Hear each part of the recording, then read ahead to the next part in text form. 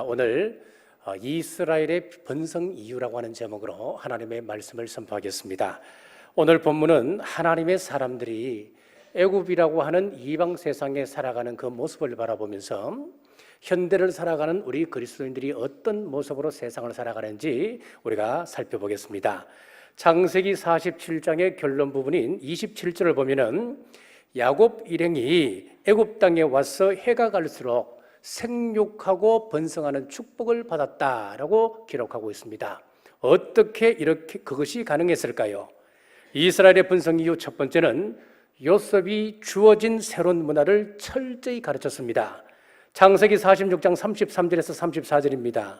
바로가 당신들을 불러서 너희의 직업이 무엇이냐 묻거든 당신들은 이러기를 주의 종들은 어렸을 때부터 지금까지 목축하는 자들이 온데 우리와 우리 손주가 다 그러하니이다 하소서. 애굽에 도착한 야곱이 요셉을 만나 서로 부둥켜 안고 한없이 울다가 나는 이제 죽어도 한이 없다. 나의 소원은 다 이루었다 라고 말합니다. 그 반가움과 감동이 식기 전에 요셉이 한 가지 중요한 것을 아버지와 그 형제들에게 가르쳐 줍니다. 아버님 그리고 형님들, 이제 우리가 바로 왕을 배할하러 갈 겁니다. 인사 올리러 갈 텐데 가면 바로가 묻기를 당신들의 직업이 무엇이냐고 물으실 겁니다. 그때 목축업이라고 이야기하십시오. 우리 조상들이 목축업을 했고 우리 또한 그러합니다. 그러면은 우리 당신들이 살 곳을 고센 땅으로 지정해 줄 것입니다. 마치 군사 작전을 짜듯이 치밀하게 아버지와 형제에게 할 말을 가르쳤습니다. 우리의 언어는 중요합니다. 같은 말이지만은 표현에 따라서 상대방의 마음을 감동시키기도 하고 마음을 열기도 합니다. 언어의 기술이 필요합니다. 그래서 대화의 기술은 분별력에 있다라고 말하기도 합니다. 무엇을 말하고 언제 말하고 어떻게 말해야 하는지 분별하라고 하는 것입니다. 아무리 좋은 말도 적합하게 사용하지 아니하면은 언어의 능력을 발휘하기 힘듭니다. 잠언 27장 14절에 이런 아침에 큰 소리로 그 이웃을 축복하면 도리어 저주같이 여기게 되리라. 큰 소리로 축복하는 것 그거 바람직하지 않습니까? 그런데 이런 아침 새벽에 큰 소리로 그 사람을 축복하게 되면 저주하는 것처럼 받아들여진다라는 것입니다. 반면에 우리 언어를 적합하게 쓰면 놀라운 일들이 일어납니다. 잠언 15장 23절에 보니까 사람은 그 입의 대답으로 말미암아 기쁨을 얻나니 때에 맞는 말이 얼마나 아름다운고 라고 말씀하고 있습니다. 그래서 요셉은 형제들에게 언어 훈련을 시켰습니다. 언제 말하며 질문에 대해서 어떻게 대답할 것인지 철저하게 준비시켰습니다. 이런 면에서 보면 요셉은 선견자입니다. 이렇게 교육을 시키고 난 이후에 형제들 가운데 5명을 선정하여서 바로에게 인사를 시키러 가는데 요셉은 바로가 그 형제들을 좋은 인상 가지길 원했기 때문에 분명히 순한 얼굴을 하고 지혜롭게 보이며 또 호감 가는 형제들을 뽑았을 것입니다. 요즘 인간관계를 연구하는 사람들은 한 사람에 대한 선입견이 10분 만에 결정되어진다라고 이야기를 했습니다. 그리고 그 선입견을 고치는 데는 10년의 세월이 걸린다라고 이야기를 합니다. 요셉은 인간관계의 원리를 일찍 터득했기 때문에 형제를 뽑는데도 신중을 기했습니다. 그럼 왜 요셉이 형제들 가운데 5명만 뽑아서 가게 했을까요? 5라고 하는 숫자는 애굽 사람들에게 있어서 완전 숫자입니다. 그리고 5라고 하는 숫자는 애굽 사람들에게 은혜의 수이기도 합니다. 그 문화를 이해하고 있었기 때문에 5사람을 선택해서 보내게 되었습니다. 자, 수학에서 6은 완전수입니다. 자, 그렇다고 해서 6명을 뽑아서 보낸다라든지 성경에서 7은 완전수지요. 성경에서 7이 완전수라고 해서 7명을 뽑아서 보낸다라든지 또 3은 삼위일체를 나타내기 때문에 3명을 뽑아서 보낸다든지 하면은 나에게는 의미가 있을 줄 모르지만은 상대에 대한 배려는 없는 것입니다. 예의라고 하는 것은 넓게 보면 그 시대와 그 사회의 관습을 따르는 것을 말합니다. 그렇기 때문에 예의를 다한다라고 하는 것은 그 사회를 바로 이해한다고 하는 것을 의미합니다. 요셉은 자신의 계획과 또 주장을 자기 식대로 무리하게 추진하거나 몰아붙인 것이 아니라 그 문화와 그 현장에 맞는 방법을 모색했습니다. 뿐만 아니라 자기 가족들에게도 새로운 문화에 대해서 적극적으로 가르쳤습니다. 이것이 중요합니다.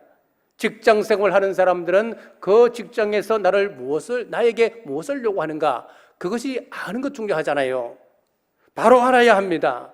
아는 노력 필요 없이 내가 들어가자 말자, 내가 꿈꾸던 직장이 아니구만, 이 직장은 이것이 나쁘고 저것이 나쁘구만, 이것은 이 직장이 아니야, 잘못된 직장이야, 자기 고집만 피우는 사람 치고 성공하는 사람 본 적 없습니다. 자, 한국에서 교사 일을 하다가 미국으로 이민 간 분이 계셨습니다. 미국에 가서 제일 먼저 교회를 잘 선택했습니다.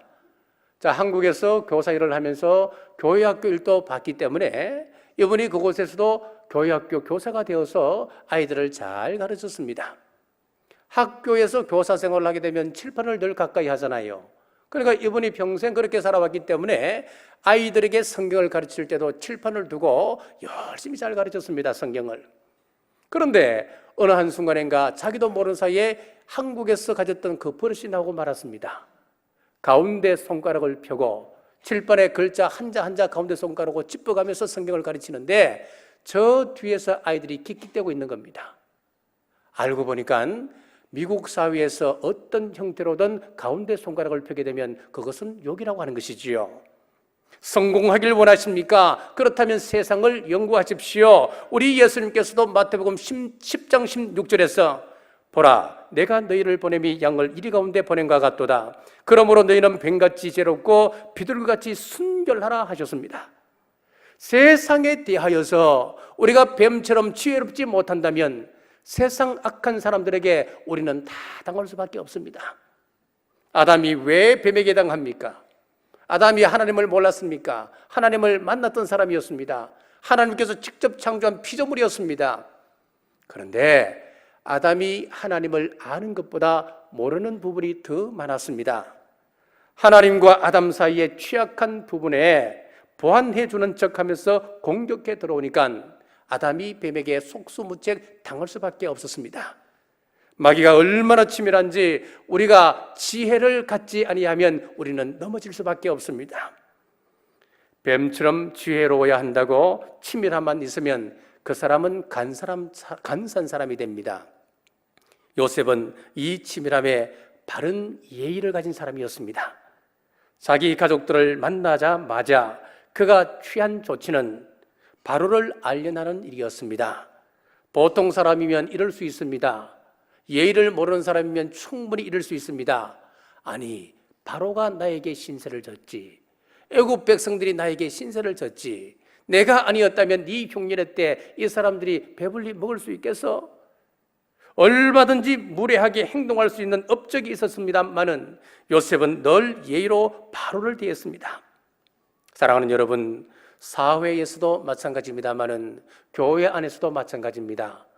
목사와 성도 간에, 그리고 성도와 성도 간에 예의를 다하셔야 됩니다. 이 예의가 없으면 서로 함부로 대하게 되고 우리는 서로 상처를 주고받을 수밖에 없습니다.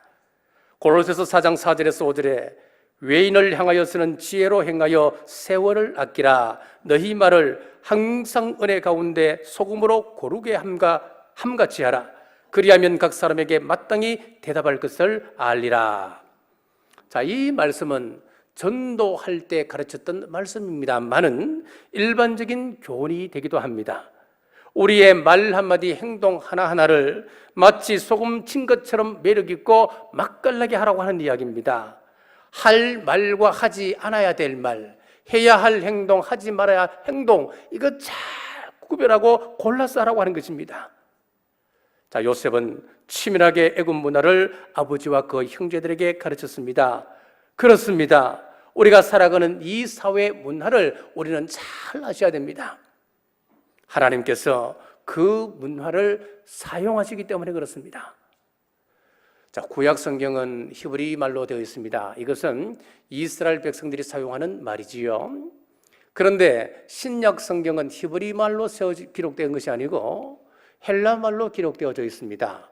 당시 로마 사람들이 썼던 말, 로마 사람들이 어떤 사람입니까?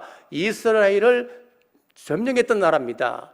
그리고 가장 중요했던 성전을 완전히 파괴했던 나라가 로마 민족입니다. 그런데 그 사람들이 사용하는 그 언어를 가지고 헬라어 성경을 기록했습니다. 어떻게 이럴 수가 있습니까? 그 이후에 루터가 종교개혁을 한 이후부터 독일어로 기록되고 영어로 기록되어져서 세계 선교의 장을 넓혔습니다. 하나님의 말씀을 담는 그릇은 그 시대 문화라고 하는 것을 말하고 있는 거예요. 방탄소년단을 아십니까? 우리 젊은이들은 아실 텐데 이 방탄소년단이 빌보드 200에서 1위를 차지했습니다. 이것은 역사적인 일입니다. 과거에 몇 년 전 사이가 강남 스타일로 빌보드 차트 200에서 2위까지 올란 적이 있습니다만은 한국 TV 1, 2로 올라선 것은 이분이 처음입니다. 그리고 영어 이외에 다른 언어로 부른 노래가 1위에 오른 것은 12년 만에 처음이라고 합니다. 우리 방탄소년단은 미국에서도 우리말로 노래합니다. 그런데 그 사람들이 알아듣는지 모르지만은 그 노래에 열광을 합니다. 전 세계가 열광을 합니다. 작년 11월 달에 미국 로스앤젤레스 공항이 방탄소년단 팬들로 마비가 된 적이 있었습니다. 이런 한류 열풍으로 전 세계는 한글 배우기 붐이 일어나고 있습니다. 춤도 과거에는 마이클 잭슨 정도면 열광을 했습니다만은 지금은 춤의 스피드를 한국 사람을 따라올 수 없다고 하는 겁니다. 과거보다는 3배, 4배 정도 춤 속도가 빠른데 어떻게 저렇게 춤을 추면서 노래가 나올까 세계 사람들이 의아해하는 겁니다. 춤의 형태는 누가 생각하지도 못한 한국적인 감각과 감성을 가지는데 이것이 지금 전 세계 문화가 되어가고 있습니다. 이들이 부르는 노래는 고차원적 노래가 아닙니다. 자신들이 10대, 20대 경험했던 그 노래를 가사로 만들어서 부르고 있는데 지구촌 또래 누구나 공감하고 있습니다. 자, 한국 문화가 세계 중심이 되고 있는데 이런 현상을 우리가 어떻게 바라보고 또 이런 현상을 어떻게 신앙적으로 해석해야 되는가 참 중요합니다. 동방에 분단된 작은 나라에서 어떻게 이런 일이 가능하겠습니까? 세계 선교 마무리 사명을 위해서 남북 정상이 만나서 통일을 논하고 경제와 정치와 문화 모든 면에서 하나님께서 지금 한국을 세워가시는 줄 믿으시기를 바랍니다. 세상 노래라 하더라도 한국을 전 세계에 알리고 이것으로 한국을 통한 복음이 원활하게 들어가기 위한 하나님의 방법임을 우리는 알기 때문에 우리의 문화를 적극적으로 하셔야 됩니다. 자, 이때 원칙이 무엇이냐면은 뱀같이 지혜롭고 비둘기같이 순결하라라고 하는 말씀입니다. 세상 문화에 취하는 것이 아니라 세상 문화라고 하는 그릇에 담긴 보화 같은 예수 그리스도의 그 복음을 지키는 우리 모두 되시기를 주님의 이름으로 축복합니다. 이스라엘의 번성 이후 두 번째는 생활할 곳을 구별했습니다. 창세기 46장 34절에 당신들은 이러기를 주의 종들은 어렸을 때부터 지금까지 목축하는 자들이온데 우리와 우리 선조가 다 그러하니이다 하소서. 애굽 사람은 다 목축을 가증히 여기나니 당신들이 고센 땅에 살게 되리이다. 지금 요셉이 장소를 선택하는데도 치밀하게 준비하고 있습니다. 왜 요셉이 가족들을 고센 땅에 인도하려 했을까요? 자, 성경학자들의 주장을 살펴보면은 크게 3가지로 요약을 할 수가 있습니다. 자, 첫 번째 주장은 무엇이냐 하면은 창세기 46장을 보면은 목축업을 하기에 가장 좋은 땅이 고센 땅이었다는 겁니다. 고센 땅은 나일강 하구의 삼각주 평야이기 때문에 목초지가 넓게 펼쳐져 있고 목초지가 풍성하게 있기 때문에 목축업을 하기에 가장 유리한 땅이었다고 하는 겁니다. 그래서 요셉이 그 땅을 요구하게 했다고 하는 것입니다. 자, 두 번째, 이들이 가나안 땅에 들어갔을 때에 가나안 땅에서 애굽 땅에 들어갔을 때에 첫 번째 마주한 땅이 바로 고센 땅이었습니다. 들어갈 때도 애굽 사람들과 갈등이 없었고 후에 이스라엘 백성들이 출애굽을 할 때도 그곳에 있었기 때문에 애굽 사람들과 충돌이 있었다는 사실은 우리가 찾아볼 수가 없습니다. 만약에 애굽의 남쪽 지역의 땅을 받았다면 400년 후에 출애굽을 할 때에 분명히 애굽 사람들과 충돌이 있었을 겁니다. 그리고 고센 땅은 가나안과 가장 가까웠기 때문에 언제든지 마음만 먹으면은 가나안 땅으로 들어갈 수가 있습니다. 지금 요셉이 이것을 염두에 두고 기근을 피해서 이곳에 지금 생활을 할 것이지만은 가나안을 잊은 것이 아니었다고 하는 것을 의미한다라고 했습니다. 그렇습니다. 우리가 이 땅에 살지만은 이곳은 영원히 거할 땅이 되지 못합니다. 우리가 영원히 거할 땅은 하나님 계신 곳 천국입니다. 언제든지 이 땅을 떠날 수 있다. 이런 의식 가지고 살아가라고 하는 의미가 있습니다. 자, 세 번째는 요셉은 인간은 환경의 영향 아래 있음을 알았기 때문에 싸워야 할 유혹과 피해야 할 환경이 있음을 알았다고 하는 것입니다. 사실 그 형제들이 자신의 직업을 밝히는 것은 모험에 가까운 일이었습니다. 우리가 읽었던 창세기 46장 34절에 보면은 애굽 사람들은 다 목축을 가정이 여기나니 그랬습니다. 왜 이들이 목축업을 가정이 여기는 것입니까? 이들이 섬기는 신들은 굉장히 많습니다. 그 가운데 최고의 신이 무엇이냐 하면 소와 뱀과 태양이었습니다. 그들이 섬기는 최고의 신이 소인데 그 소를 잡아먹는 사람들이 누구냐니까 목축을 하는 사람들이었거든요. 자신들의 신을 잡아먹는 사람입니다. 또 당시 이집트와 원수 관계인 헷 사람들은 직업이 목축이었습니다. 그렇기 때문에 목축을 하는 사람들을 정오하는 것이 이스라엘 이집트 사람들이었습니다. 그러면 상식적으로 애굽 땅에서 대접받고 살려면은 과거 자신들이 가지고 있었던 목축업에 대해서 숨겨야 되는 것이 당연하지요. 그래서 농업으로 전업을 한다면은 가장 좋은 땅, 농사짓기 좋은 땅을 분명히 하사받을 수 있었을 것입니다. 그런데 왜 요셉은 자기 형제들에게 애굽 사람이 가정이 여기는 목축업을 말하게 하고 말하는 것뿐만 아니라 더 강조해서 말하게 했을까요? 왜 애굽의 대도시에 살게 하지 아니하고 문명과 문화가 낙후된 그 고센 땅에서 바로의 짐승이나 치며 살도록 했겠습니까? 그것은 요셉이 애굽 문화를 너무나 잘 알고 있었기 때문에 자기 가족들을 애굽 신들로부터 분리시키기 위함이었습니다. 요셉은 애굽에서 총리 생활하면서 얼마나 많은 애굽의 신들에게 숭배하라고 하는 그런 유혹을 받고 살았겠습니까?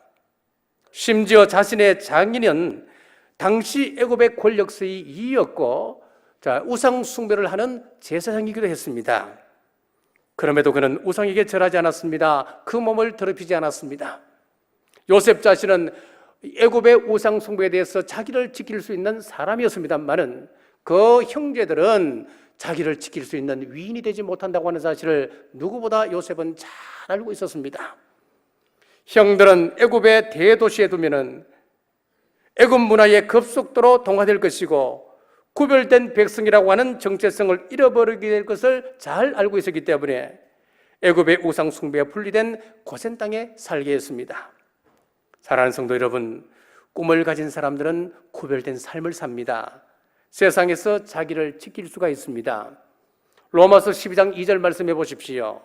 너희는 이 세대를 본받지 말고 오직 마음을 새롭게 함으로 변화를 받아 하나님의 선하시고 기뻐하시고 온전하신 뜻이 무엇인지 분별하도록 하라라고 말씀했습니다. 사도 바울은 교회들에게 편지할 때에 공통적으로 서두에 빼놓지 않고 했던 말씀이 있습니다. 고린도전서 1장 2절에 보니까 고린도에 사는 하나님의 백성들에게 라고 했습니다. 로마서 1장 7절에 보니까 로마에 사는 성도들에게 라고 했습니다. 빌립보서 1장 1절에 보면 빌립보에 사는 성도들에게 라고 했습니다. 이렇게 각각 다른 곳에 살지만은 우리는 구별된 백성임을 강조하기 위한 말씀이었습니다. 그러므로 우리는 우리 하나님의 백성들은 이렇게 살아야 합니다. 디도서 2장 12절에 경건치 않은 것과 이 세상 정욕을 다 버리고 근신함과 의로움과 경건함으로 이 세상을 살라. 우리가 이 세상을 살아갈 때 두 가지 반드시 버려야 할 것을 말씀하고 있는데, 그것은 첫 번째 경건치 않는 것을 버리라 그랬고, 두 번째는 세상 정욕을 버리고 살아라라고 했습니다. 그리고 취할 것 세 가지를 말씀합니다. 근신함과 의로움과 경건함이라고 했습니다. 세상 사람들과 똑같이 거짓말하고, 똑같이 도둑질하고, 똑같이 남을 중상모략하고, 똑같이 탐을 내고, 똑같이 시기와 질투로 살아간다면 우리가 세상 사람들과 다른 것이 뭐가 있습니까? 거룩이라고 하는 것은 성경색을 끼고 점잖은 그런 그림을 하며 또 종교적인 냄새를 풍기라고 하는 그런 것이 아닙니다. 거룩이라고 하는 것은 세상과 다르게 살아라, 세상과 구별되기 살아라 라고 하는 것입니다. 사랑하는 여러분, 삶의 자리를 구별하십시오. 세상 문화 속에 살지만은 요셉처럼, 바다의 물고기처럼 세상에 동화되는 것이 아니라 철저히 구별된 삶 사는 여러분 되시기를 주님의 이름으로 축복합니다. 이스라엘의 번성 이후 세 번째는 야곱은 축복하는 사람으로 섰습니다. 7절 말씀입니다. 요셉이 자기 아버지 야곱을 인도하여 바로 앞에 서게 하니 야곱이 바로에게 축복하매. 이스라엘의 번성 이후 첫 번째, 두 번째 이유는 요셉에게서 그 이유를 찾았습니다만은 세 번째는 야곱에게서 그 이유를 찾을 수가 있습니다. 형제들이 먼저 바로를 배하라고 난 뒤에 이어서 아버지 야곱이 바로에게 들어갑니다. 들어가자마자 야곱이 바로에게 한 것이 하나 있습니다. 그것은 바로 축복하는 일이었습니다. 그가 바로를 뒤로 하고 나올 때도 그가 축복했습니다. 10절 말씀입니다. 야곱이 바로에게 축복하고 그 앞에서 나오니라. 성경에 여러 가지 아름다운 장면들이 나옵니다만은 가장 위대한 장면 중 하나가 본문의 말씀입니다. 축복하는 장면입니다. 축복은 본래 높은 사람이 낮은 사람에게 하는 것이 축복입니다. 히브리서 7장 7절의 말씀을 보십시오. 논란의 여지 없이 낮은 자가 높은 자에게 축복을 받느니라 라고 했습니다. 그렇습니다. 하나님을 모신 사람은 세상 어떤 사람들보다 부유합니다. 그렇기 때문에 세상에 나가 만나는 사람들마다 우리는 그들을 축복할 수가 있습니다. 야곱이 어떻게 이렇게 바뀌었습니까? 우리가 알듯이 과거의 야곱은 소심한 사람이었습니다. 형 에스가 들어와서 형을 피하여 도망을 갔습니다. 외삼촌의 노동력 착취에도 대항 못하고 20년간을 시달렸습니다. 그는 늘 강자에게 두려움을 갖고 있는 사람이었습니다. 큰 사람, 유력한 사람, 돈이 많은 사람, 부자 앞에서 비굴해주기 쉽고 약자 앞에서 강자처럼 군림하는 것, 이것이 요셉에게만 국한될까요? 우리 보통 사람들의 보편적 심리 아니겠습니까? 그러나 지금 야곱을 보면 절대 권력자 바로 앞에서도 당당히 서 있습니다. 비록 그 얼굴은 고성의 깊은 자국이 있고 그의 환도뼈는 다쳐서 절고 있는 상태지만은 지금 용사처럼 그 앞에 서 있습니다. 어느새 야곱은 거인 공포증을 극복한 사람으로 당당히 서 있습니다. 무엇이 야곱을 하여금 이렇게 다른 삶을 살도록 했겠습니까? 하나님을 아는 데서 왔습니다. 죽은 줄 알았던 요셉이 살아있고 어릴 때 요셉이 꿈꿨던 그 꿈을 들었던 네 아버지 야곱이 지금 요셉의 꿈대로 이루어져가는 그 하나님, 그것을 성취하고 계시는 하나님을 발견했습니다. 사람이 뭐가 두렵겠습니까? 바로 앞에서도 담대하게 축복하는 사람으로 그는 설 수가 있었습니다. 오해는 마십시오. 내가 남보다 나았으가 아닙니다. 야곱이 뭐가 잘난 사람이라고 축복을 합니까? 아브라함에게 하나님께서 복의 근원으로 삼아주셨고 그렇기 때문에 그는 다른 사람을 축복할 수 있는 권세가 주어졌습니다. 야곱이나 우리도 하나님의 자녀이기 때문에 남을 축복할 수 있는 거룩한 축복권이 우리에게 주어졌습니다. 그러므로 우리는 축복의 근원이 되어서 우리가 섬기는 직장이나 섬기는 상사들에게 축복해 줄 수 있어야 됩니다. 내일 이제 세상으로 나갑니다. 회사로 출근할 것입니다. 출근해서 직장 상사를 축복해 보십시오. 그 사람들을 꿇어 앉혀놓고 머리에 안수기도 하라고 하는 것이 아닙니다. 우리가 마음으로 그 사람을 축복하는 겁니다. 하나님, 이 한 주간도 내가 섬겨야 될 이 직장이 복을 누리게 하여 주옵소서. 우리 상사의 가정에 하나님의 은혜가 임하게 하여 주옵소서. 내 밑에 있는 부하 직원, 그 가정의 자녀들이 하나님의 은혜로 잘 풀려나가게 하셔서 이 사람들이 기쁜 얼굴로 이 직장을 섬기게 하옵소서. 내가 다니는 직장을 축복하면 여러분의 직장이 축복의 현장이 됩니다. 내가 가는 곳마다 축복을 하고 나가면 나도 복받고 그 자리도 축복의 자리가 되는 것입니다. 언제 어디서 누구를 만나도 우리의 입술에서 나오는 말은 언제나 축복이 되어야 합니다. 축복하는 사람은 그 축복이 자기에게 돌아옵니다. 저주하는 사람은 그 저주가 되돌아옵니다. 원망하고 비난하는 자는 반드시 그 비난이 자기에게 돌아오게 되어 있습니다. 우리 예수님께서 말씀하셨습니다. 마태복음 10장 12절에서 13절 말씀에 그 집에 들어가면서 평안하기를 빌라. 그 집이 이에 합당하면 너희 빈 평안이 거기 임할 것이요 만일 합당치 아니하면 그 평안이 너희에게 돌아올 것이니라 라고 말씀하셨습니다. 우리가 세상을 살아가다 보면 어찌 미워하는 사람이 안 생길 수가 있겠습니까? 그 사람을 저주하고 싶은 마음이 왜 안 생기겠습니까? 저 사람은 벼락도 안 맞네, 저런 사람 귀신은 뭐하노, 잡아가지도 않고. 여러분, 농담으로라도 그런 말 하지 마세요. 우리는 저주의 통로가 되어서는 안 됩니다. 우리 인생의 바구니에 저주가 담기고 욕설이 담기고 미움이 담기고 비난이 담긴다면 우리 인생의 바구니에서 뭐 볼 게 있겠습니까? 우리 인생의 바구니에 축복을 담고 사랑을 담고 은혜를 담으시길 바랍니다. 그리하면은 기근에서 먹을 것이 없어 비참한 야곱 가족들에게 봄바람에 꽃이 피듯이 여러분의 삶이 펴지기 시작하게 될 줄 믿습니다. 자, 몇 년 전에 경동노회에서 세미나가 있었습니다. 그 세미나 강사로 연변의 과기대 교수가 와서 간증을 했습니다. 간증 가운데 참 어려야 되는 게 이것이었습니다. 이제 한국에서 떠짓는 분들이 과기대에 연변에다가 이제 학교를 세우는데 얼마나 자기들을 위해서 하는 것 아니겠습니까? 그런데 중국 정부에서 어떤 땅을 주느냐? 중국 사람들이 버려놓은 땅, 그곳은 공동묘지였습니다. 아무도 가까이 하지 않고 누구 하나 공짜로 준다 해도 사지 않는 그런 땅이었습니다. 그런데 이 과기대를 거기다가 지으라고 허가를 해준 거예요. 더 기가 막힌 것은요, 그 안에 예배당이 있는데 예배당 자리가 어떤 자리냐? 시체를 태우는 화구가 있던 자리가 예배당이 되어 있습니다.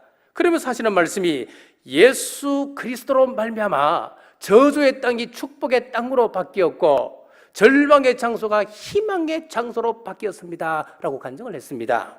그렇습니다. 한 맺힌 땅이요 저주가 가득한 땅에 예수님을 믿는 복덩어리가 들어가면은 그 땅은 축복의 땅으로 변합니다. 여러분의 자녀를 축복하십시오. 여러분의 자녀의 머리에 손을 얹고 기도하십시오. 집을 들어갈 때 나올 때 여러분의 가정을 축복하십시오. 구역 예배를 드릴 때 다른 말 하지 마십시오. 그 가정을 위하여 축복 마음껏 하고 나오면 되지, 다른 말이 뭐 필요합니까? 축복을 선언하고 베풀고 나누시길 주님의 이름으로 축복합니다.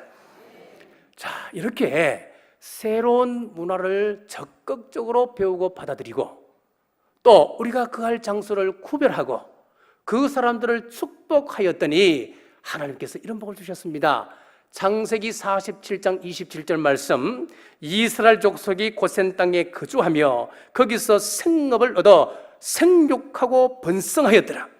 고센 땅에서 생육하고 번성게 되는 복을 받게 되었습니다. 사랑하는 남보종 여러분, 이제 세상으로 나갑니다. 세상 사람들이 남부교회 성도들은 달라도 뭐가 달라라고 여기지는 인물 되도록 우리 하나님을 경외하고 우리가 속한 문화 속에서 예의를 지키고 또 그 할 장소를 구별하고 축복하여서 이 한 주간 하나님의 복을 누리고 또 승리하는 한 주간 되시기를 주님의 이름으로 축복합니다. 말씀하시는 하나님, 오늘도 귀한 말씀 주셔서 감사합니다.